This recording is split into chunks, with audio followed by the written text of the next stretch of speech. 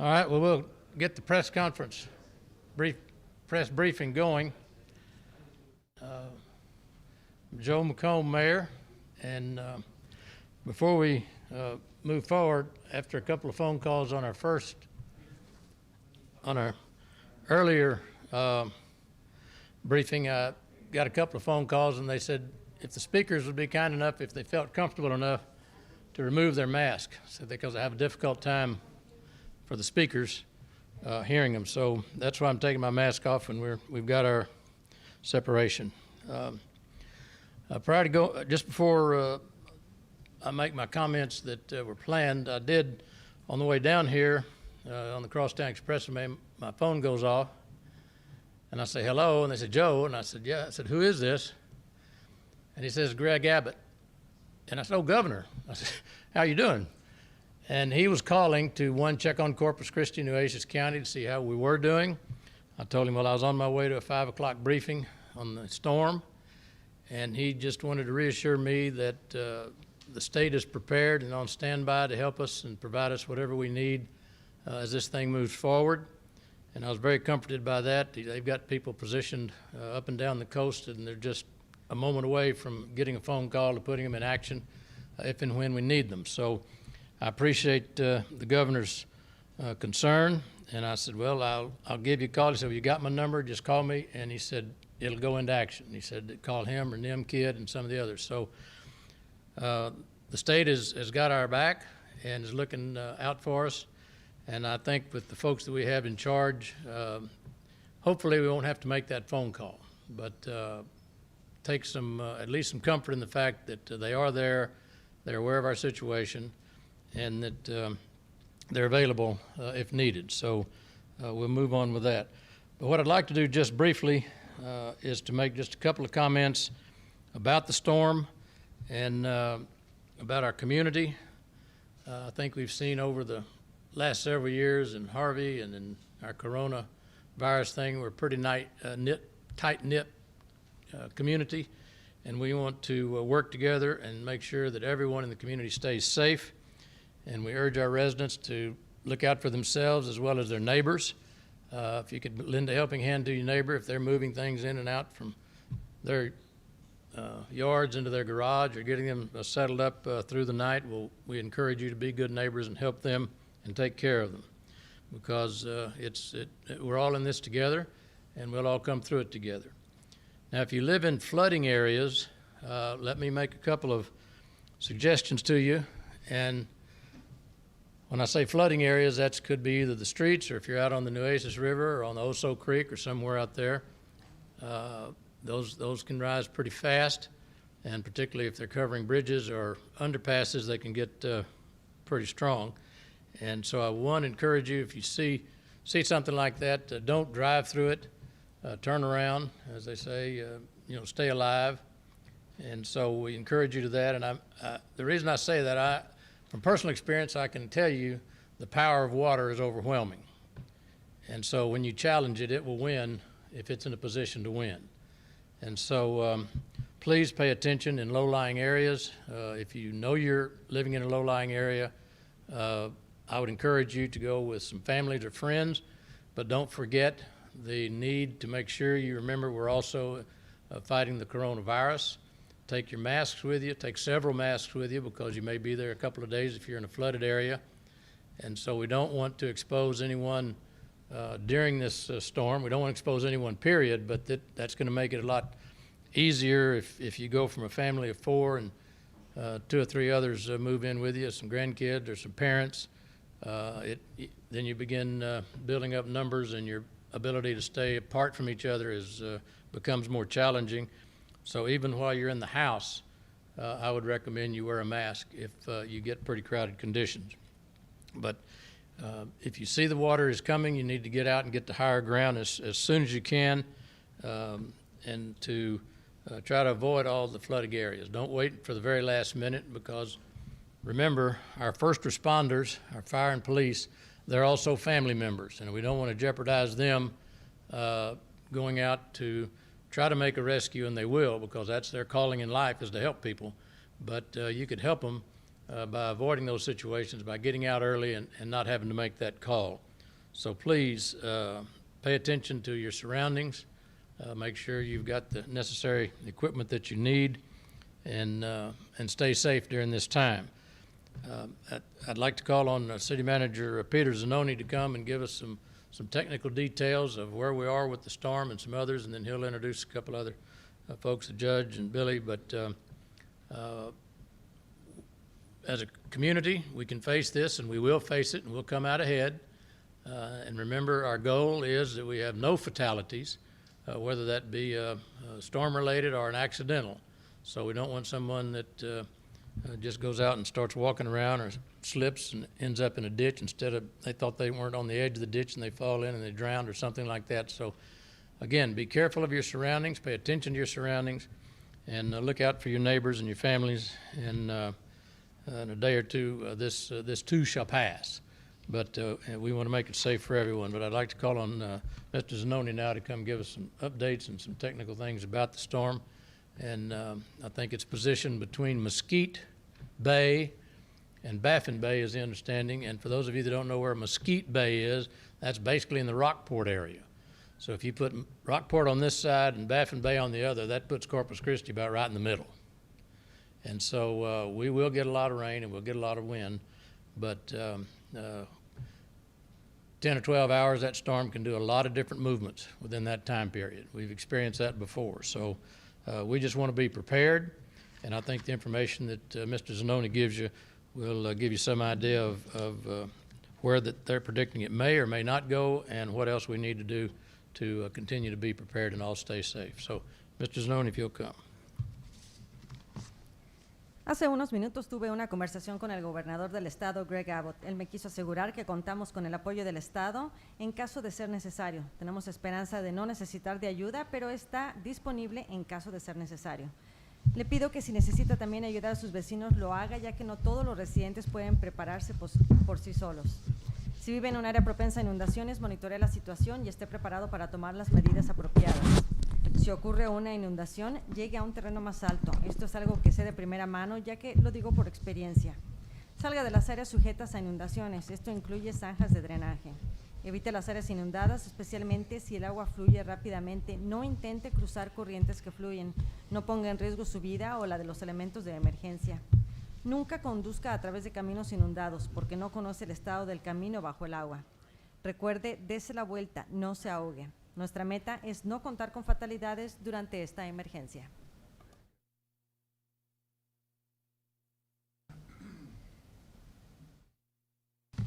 All right, good afternoon, everybody. I'm Peter Zanoni, Corpus Christi City Manager. And I'm going to provide two things this afternoon, an update on the weather, and one that it comes from the National Weather Service. So we just received a 4:30 briefing. I'll provide you kind of an update from that. And then also I want to talk to you about several city closures and a new website that we've created to post on our website updates on the storm, updates on closures, any information that may be relevant to the community.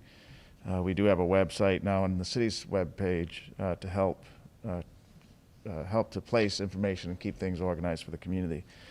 So we do have one slide here on the storm, but I think with the 4:30 briefing we just concluded with the National Weather Service, that'll be about the fourth or fifth storm from one agency or another, and each time they've gotten worse instead of better. So just to let the community know that this is turning into a real serious event. The amount of rain, the location, the wind speeds are all, as the mayor just said, kind of heading or pointing towards Corpus Christi. So we have to be more than ever ready, and some of the things that we have done already helping us to be in that position. That includes restricting access to the beach. That includes having our staff and the Public Works and the emergency services area having been working all day to be prepared and to get prepared and position material.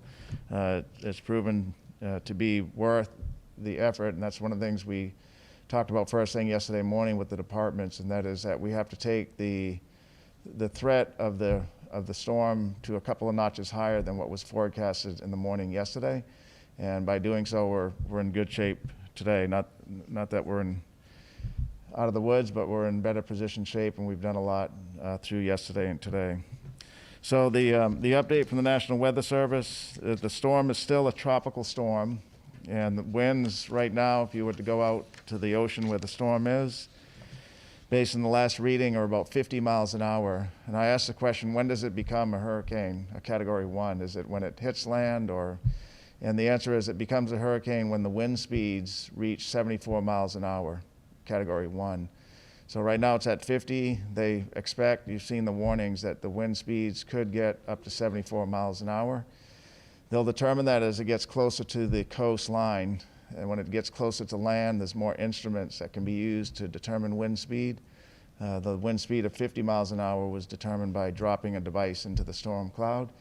And that's where that's where the National Weather Service got that reading. So wind speeds of 74 miles an hour or greater, up to a certain level, equals a Category 1 storm.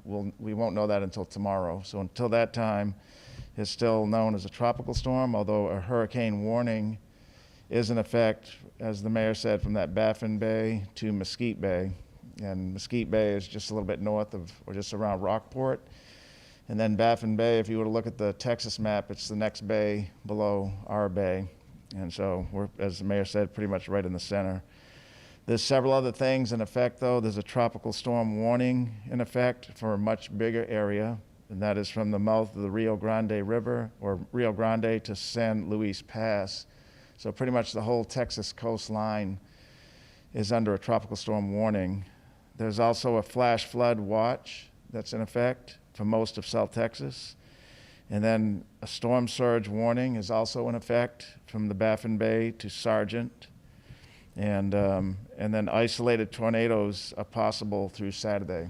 So we have 1, 2, 3, 4, 5 different things that we have to be aware of and pay attention to. It's just not a rain event or a high wind event.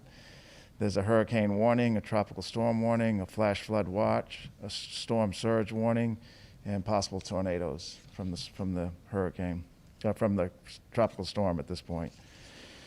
So wind speeds are an issue. One thing that's not on the slide, if I can find it here, is that when you deal with the arrival of the hurricane and wind speeds, tropical force winds, they have pushed back the arrival. The National Weather Service has a little bit. They had talked about an 8 o'clock arrival tomorrow.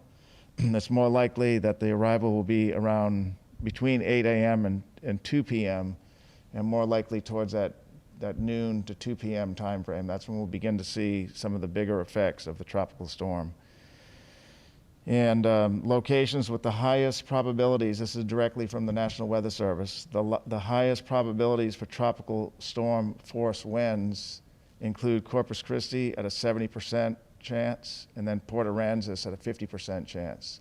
Those are the only 2 cities listed on their warning. So that's locations with the highest probability for tropical storm force winds. Corpus Christi 70%, and Port Aransas is at 50%. Okay, so the timing is pushed back till 2 p.m., 12 to 2 p.m. approximately. One thing they added, the National Weather Service in their forecast briefing at 4:30 was storm surge, and the ocean storm surge. We have to be more mindful of that. Storm surges of 2 to 4 feet of inundation and 3 to 5 feet above ground level, AGL. I think that was about, let me just double check that. Yeah, above ground level. So it could be 3 to 5 feet, the storm surge above ground level, 2 to 4 feet of inundation. That's why we're advising people to not be on the beach, like surfers or anybody else. And that's why the beaches are closed, because of that significant and projected or forecasted storm surge and storm water inundation on the island or along the coast. Okay, and then also at 4:30 they upped the amount of rainfall, so it's been consistently going up. So now it's 5 to 10 inches of rain are possible across south central Texas, or South Texas, I'm sorry, and higher amounts of up to 15 inches. Right, that's the highest number we've heard so far. So as many as 15 inches and 5 to 10 inches are possible. They also said that the storm is slow moving, so we know what that means. That means more rain dumped on us. That's why the numbers have gone up. Okay, so that's pretty much the weather update. obviously the residents can get all that from TV, but we wanted to bring it here to you first. We just got it from the National Weather Service. We're going to have another briefing with them tomorrow at 10:30 in the National Weather Service. They're a well-organized and a very informative group, and we're lucky that we have their information. Okay, so for the city, we did create a website here, so it's on our main web page, but it's cctexas.com/Hannah. And this is a web page that's on the city's website, and so we'll list things there like closures that I'm going to go over with you in a moment, any type of information like maps, stuff from the National Weather Service. We could have links, there could be videos, there could be how do you get help after the storm tomorrow.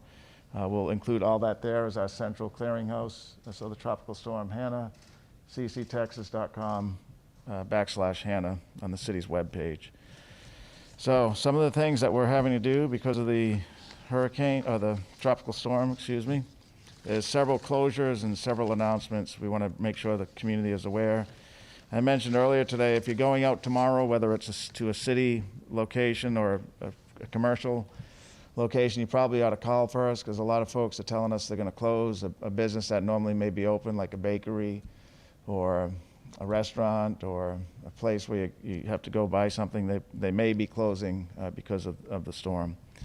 But what we're going to tell you right now is the city is closing various things because of the storm. So our solid waste facility, our Cefe Venezuela landfill, is normally open on the weekend for commercial hauling primarily, to put garbage. But because of the high winds, and plus we don't want to encourage people to be on the roads driving with those dangerous conditions, we're going to close it tomorrow. It'll be closed Sunday as well, and then we'll reopen Monday. Our public libraries, they've been under a kind of a modified opening because of COVID-19, but they are closing today at 6 p.m., and they'll be closed through the weekend. They'll reopen Monday at 10 a.m. So all city public libraries are closing through the weekend. We're reopening them on Monday at 10 a.m. In the parks area, the city's Lozano Golf Course and the Oso Golf Course that are run by a private operator for us, they're remaining open at this point, but they may close. I think they probably will, given severe weather coming in. But at this point, they plan to be open, but they will close if the weather becomes too severe. There's tennis centers that the city has that we're closing. The H-E-B Tennis Center will be closed, and the Al Cruz Tennis Center will be closed tomorrow. We're closing some of our public pools, so the Collier Pool and the Natatorium, we'll close those tomorrow. Others have been closed already because of our restrictions on parks in an effort to reduce the spread of COVID-19. So the Collier and the Natatorium are closed tomorrow. The Oso Bay Wetlands Preserve and Learning Center, the walking trails and playgrounds will be open. However, the Learning Center will be closed tomorrow. So I'm not sure if anybody's going to be walking out there anyway, but those trails are open. However, the Learning Center is closed. All of our senior centers are closed. They have been closed anyway, but just to remind people, the senior centers are closed. The recreation centers that we have in our parks facilities are closed tomorrow and Sunday. The latchkey programs are closed tomorrow and Sunday. And then several of our gymnasiums that we have will be closed as well. In the museum area, we have several museums, and we have third-party operators, if you will. The Art Museum at South Texas have notified us today that they're going to close tomorrow to be on the safe side. They close Sunday as well. The Corpus Christi Museum of Science and History, which is found by the Bay, is also closed tomorrow and Sunday. The South Texas Botanical Gardens and Nature Center closed tomorrow, Sunday. And then the USS Lexington Museum on the Bay is closed. I didn't get a chance to reach out to Tom Schmid on the Texas State Aquarium. I'm not sure of their schedule, but we'll put that on our website when we find out as to whether or not they're closed. We know that the beaches are closed, and we keep wanting to say that. I know Nueces County Judge Barbara Canales is probably going to say it as well, and it's really to protect life. You can hear from the National Weather Service, we got some worsening conditions in terms of water height into the beaches, but also storm surge. So it's very dangerous conditions upcoming. So all the city and county beaches are closed to not only vehicular, but also pedestrian traffic. We've closed several of our parking lots that are down on the Bay, Gulf beaches, I mean. So Peccary Channel parking lot, Wynwood parking lot are closed. McGee Beach and North Beach are closed. Padre Island National Seashore also notified us that they're closing through Monday at 6 a.m., paralleling pretty much the city-county closure.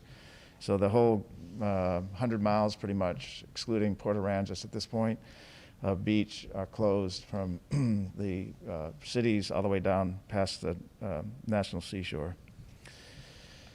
Okay, let me see what else here. There's a few other just program type of cancellations. So into the Parks and Rec area, Saturday, July 25th, there was going to be a distribution of Beat the Heat cooling kits curbside. We're going to postpone those.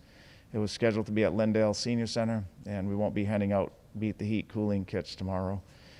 The Health District's drive-through testing site, there was one scheduled for Monday, and we're going to postpone that one. So no COVID-19 test site, drive-through site on Monday. We'll resume those on Tuesdays. Animal Care Services, no scheduled adoption appointments over the weekend. Those will resume on Monday. And Saturday, though, the facility will be open for rescue partners to pick up their animals, as well as the citizens to reclaim their own animals if they need to. So our city Animal Care Operations Center will be open for limited purposes and from up till 4:30 in the day. Okay, so that concludes the city announcements, and we're going to have Gabby translated into Spanish, and then Billy Delgado's coming up next to talk about some emergency operation center highlights. Thank you. La información más actualizada provista por el Servicio Nacional de Meteorología. La tormenta ha aumentado su fuerza, las operaciones de la ciudad han continuado y se han realizado las preparaciones necesarias, por lo que estamos en buena posición para enfrentar la tormenta. La tormenta continúa como tormenta tropical con vientos de 50 millas por hora, pero se convertirá en huracán una vez que los vientos alcancen las 74 millas por hora. Actualmente estamos bajo alerta por huracán y bajo aviso de tormenta tropical en el resto del estado. También se encuentran las alertas por marejadas, por tornados e inundación repentina. Se estima que la llegada de la tormenta se reporte ahora entre las 12 de la tarde del día de mañana a las 2 de la tarde. Esta es información actualizada.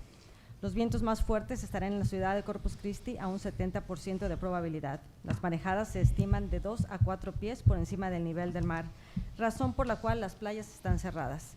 Se estima que de 5 a 10 pulgadas de lluvia lleguen a nuestra área, aunque pudiera aumentar hasta las 15 pulgadas de lluvia. La tormenta se mueve lentamente, lo que significa una mayor cantidad de caída de agua de lluvia. Para más información, esta la puede encontrar en el portal de internet www.cctexas.com/Hanna. Entre los lugares de la ciudad que van a estar cerrados son el basurero CF Valenzuela, todas las bibliotecas, los campos de golf van a cerrar si el clima no lo permite, las canchas de tenis van a estar cerradas, así como las albercas. El parque Oso Bay Wetlands Preserve va a estar abierto. Los centros de recreación para adultos mayores, así como los gimnasios, van a estar cerrados. Los museos de arte, ciencia e historia, los jardines botánicos y el USS Lexington van a estar cerrados. Una vez más, les recordamos que las playas se encuentran cerradas. Estas incluyen las playas del Golfo de México y la bahía de Corpus Christi. La entrega de ventiladores está pospuesta hasta próximo aviso y no habrá toma de pruebas por el virus el día lunes. Este se va a posponer para el día martes.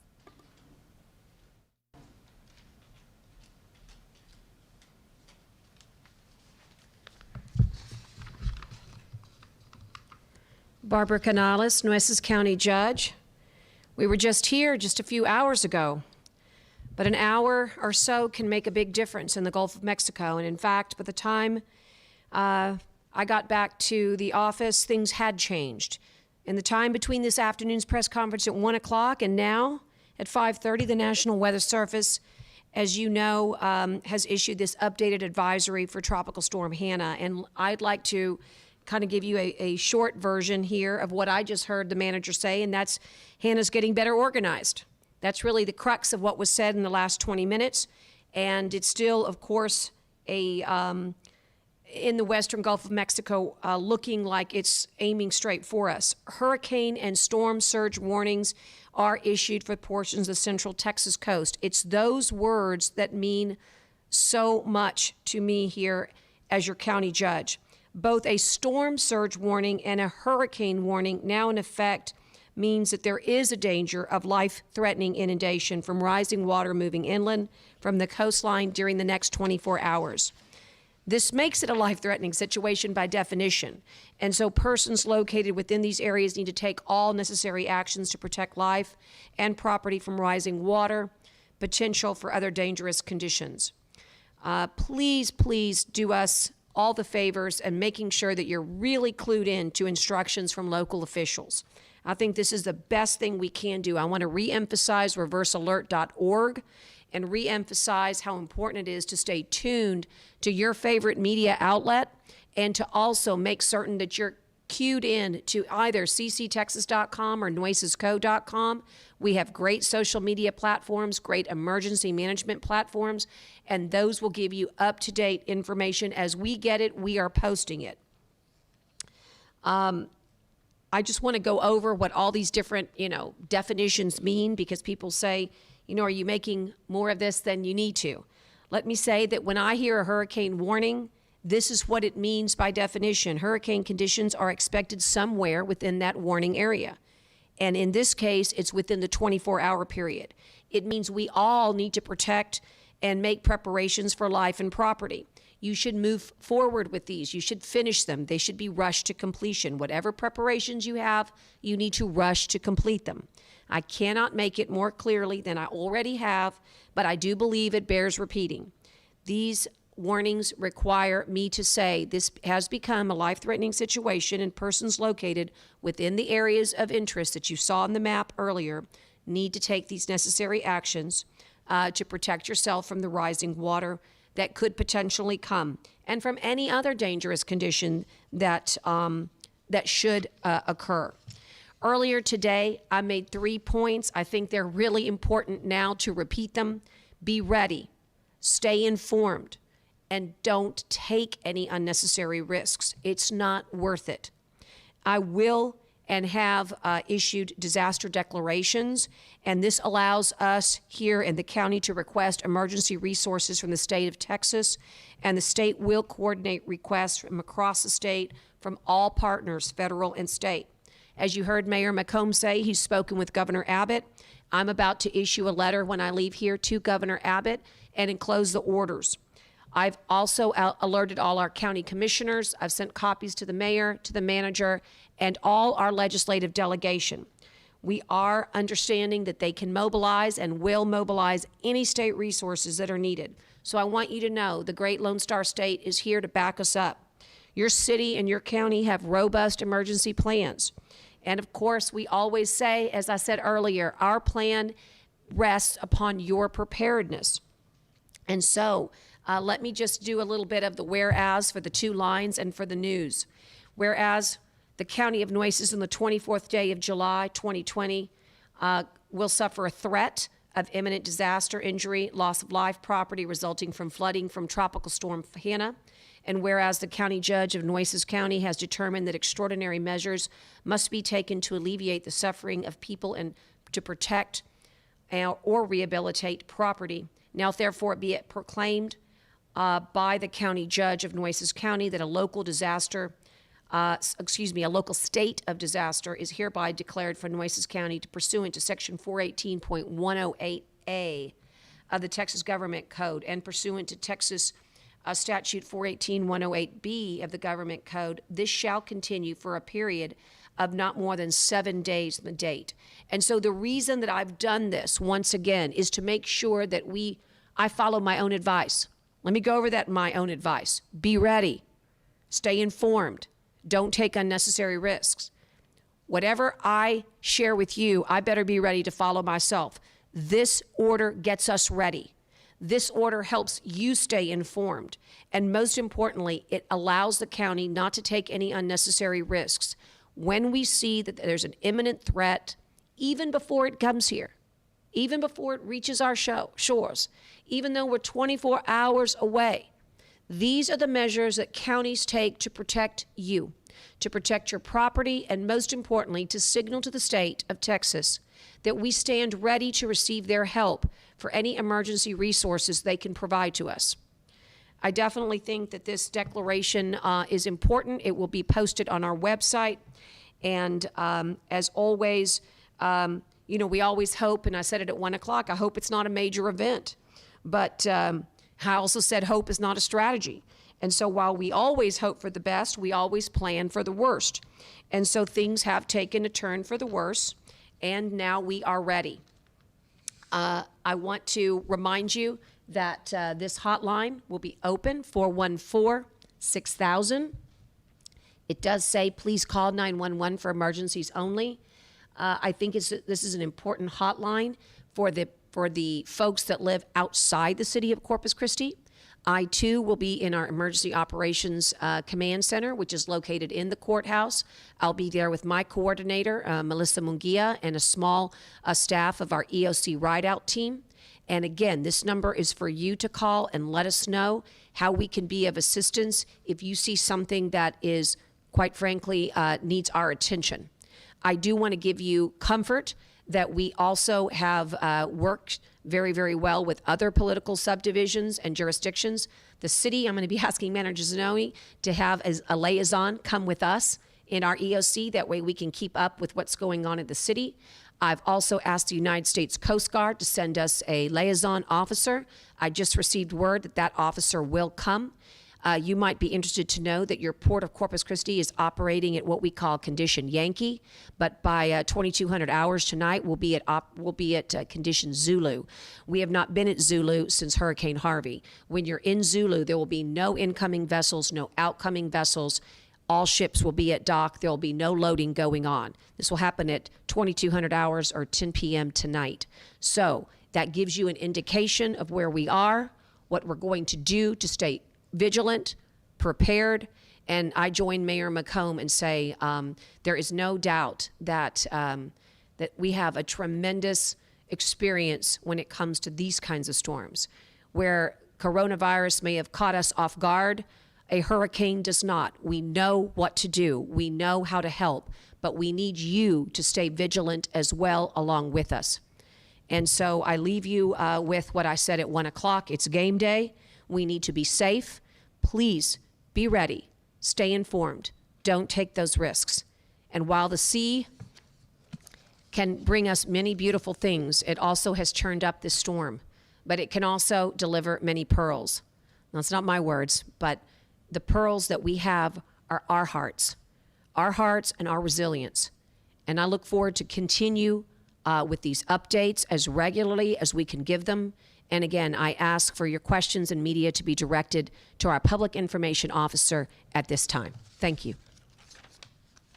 Oh, forgive me. It's my duty to introduce not only a colleague and a friend, but somebody who is incredibly battle-tested in the field of hurricanes, and that is none other than our emergency operation coordinator for the city of Corpus Christi, Billy Delgado.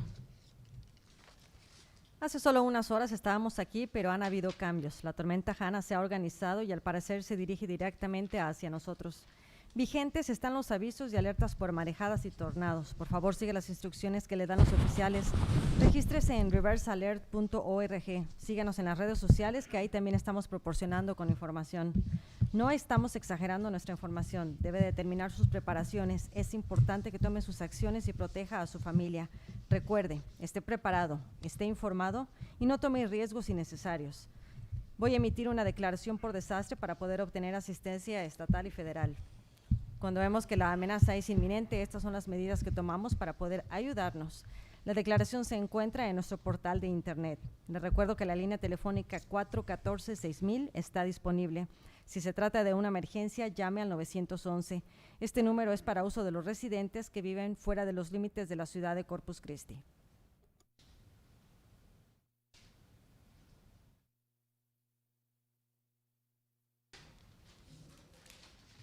Good afternoon.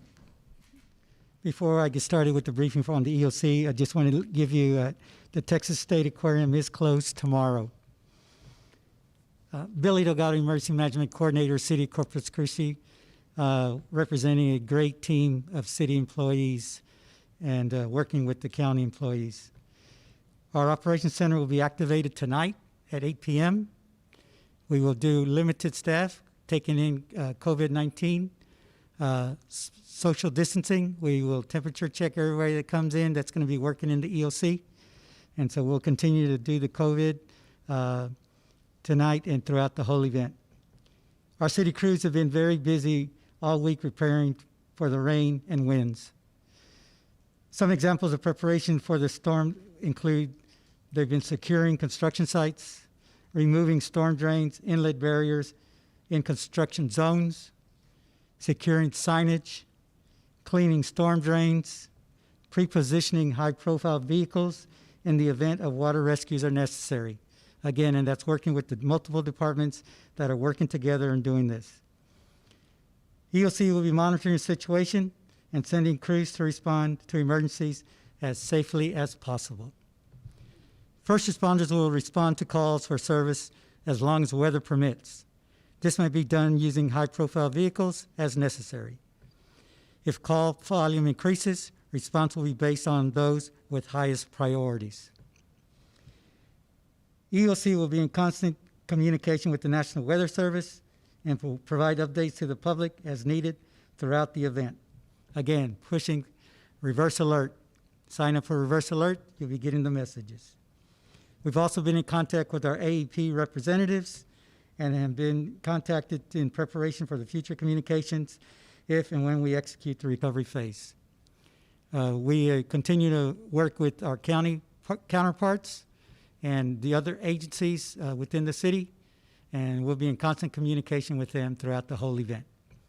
Thank you, and we just want people to stay safe, be prepared, and thank you. El Centro de Operaciones de Emergencia se activará a las 8 de esta noche. Vamos a tomar todas las medidas necesarias para evitar la propagación del virus.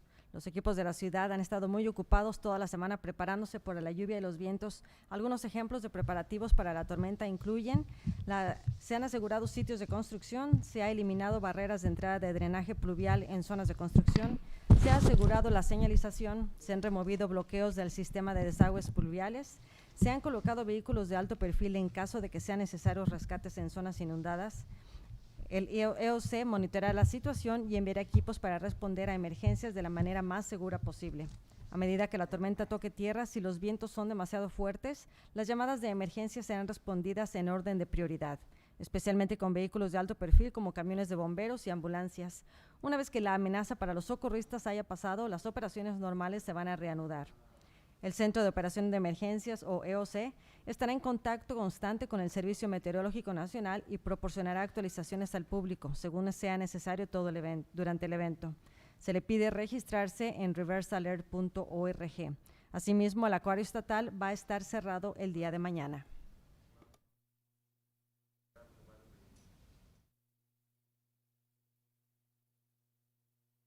Well, that concludes our briefing for the day. We'll answer some questions. The judge is here, Billy's here, the city manager. But tomorrow we will have another briefing, I believe about 11:30. That will be following the morning National Weather Service update and to give you a status of what's happened between now and then. So be sure to tune in if you'd like, and we'll keep you informed.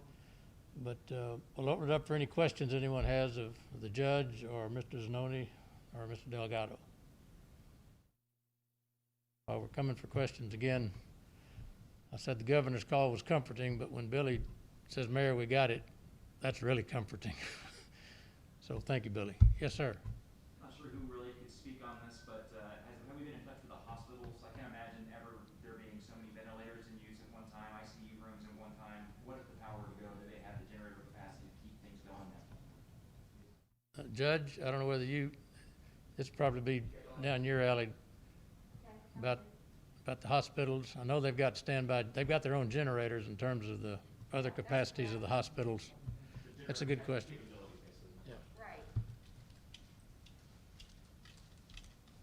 Yeah, so, I've spoken with Christus, and, they're ready. They've been ready since we saw that storm, hover over Cuba.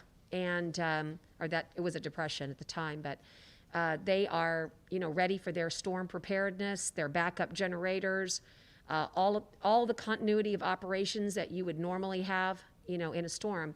Sometimes, you know, there are evacuations that take place in hospitals, but that's not the case, you know, right now. They assure me they are ready. But again, that's what we're all about, really. Billy from the city and me from the county, and you really should just not even have the lines, because we're here to help each other. And to me, there are no lines at this moment. It's all hands on deck.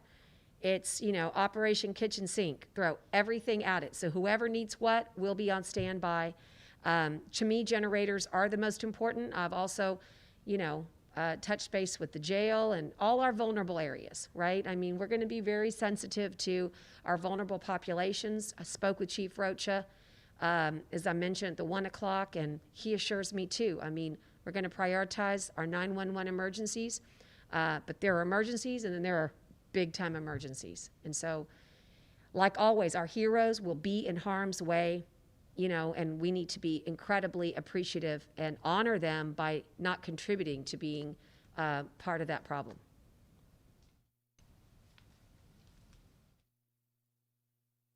Anyone else have any questions?